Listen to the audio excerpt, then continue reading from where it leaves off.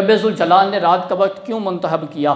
تو رات یہ لطف و کرم کی تجلی کا وقت ہوتا ہے۔ ویسے تو اللہ رب العزت ہر وقت ہی اپنے انوار و تجلیات کا ظہور فرماتا ہے، مگر رات کو اس کے کرم نوازیوں کے انداز ہی نرالے ہوتے ہیں، اور سفر معراج میں رب ذوالجلال نے وہ لطف و کرم کرنا تھا، نہ پہلے کسی کو وہ لطف و کرم حاصل ہوا اور نہ ہی بعد میں کسی کو ایسا حاصل ہو سکے گا، تو اس لیے اس بے پناہ انعامات اور اکرامات کے لیے وہ وقت پسند فرمایا گیا جس میں رب ذوالجلال اپنی خاص مہربانیاں فرماتا ہے۔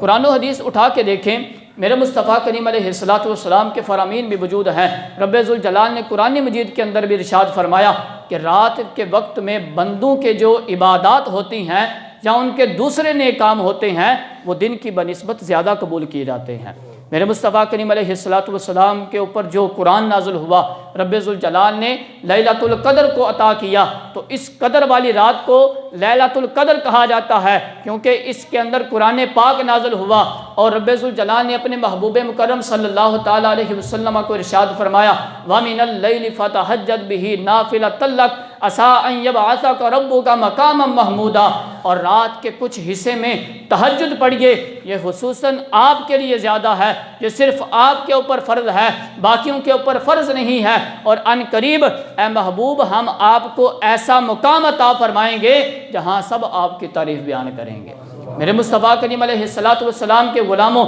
اور آگے رب ذوالجلال نے ارشاد فرمایا کہ عوام پر بھی رات کے وقت اور رب ذوالجلال اپنا خصوصی کرم نازل فرماتا ہے، اور میرے مصطفیٰ کریم علیہ السلام کی اس پر حدیث مبارکہ میں موجود ہے۔ سیدنا ابو ہریرہ رضی اللہ تعالیٰ عنہ اس کے راوی ہیں کہ سید عالم صلی اللہ تعالیٰ علیہ وسلم نے ارشاد فرمایا کہ جب رات کا آدھا حصہ باقی رہ جاتا ہے تو میرے مصطفیٰ کریم علیہ السلام ارشاد فرماتے ہیں ہر رات کو برکتوں اور شانوں والا رب اپنے انوار و تجلیات کا ظہور پہلے آسمان پر فرماتا ہے، اور پھر وہ ارشاد فرماتا ہے کہ ہے کوئی مجھ سے دعا مانگنے والا کہ میں اس کی دعا کو قبول کر لوں، کون ہے جو مجھ سے سوال کرے میں اس کو عطا کر دوں، کون ہے جو مجھ سے بخشش مانگے میں اس کو معاف کر دوں۔ وہ ہر رات اپنے بندوں کی طرف اس طرح خطاب فرماتا ہے، اور اس طرح اس نے اپنے محبوب مکرم صلی اللہ تعالیٰ علیہ وسلم کے ذریعے اپنی مخلوق میں یہ اعلان فرما دیا کہ میں ہر رات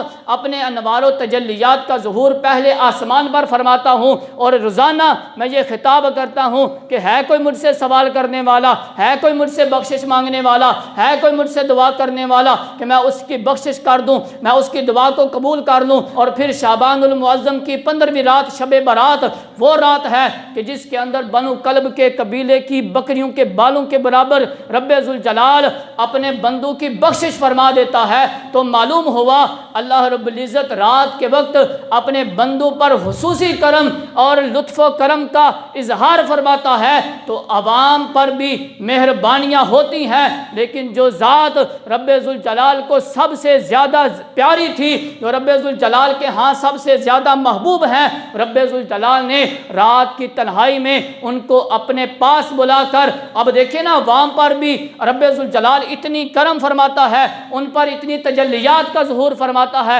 اس کا اندازہ نہیں لگا سکتا بندہ۔ تو جس ذات سے رب ذوالجلال ساری کائنات سے زیادہ پیار کرتا ہے، رات کے وقت ان کو اپنے پاس بلا کر ان کے اوپر رب ذوالجلال نے اپنے لطف و کرم، اپنے فضل و کرم اور اپنے انوار و تجلیات کا جو ظہور فرمایا تھا، اس کا اندازہ ہم کیسے لگا سکتے ہیں؟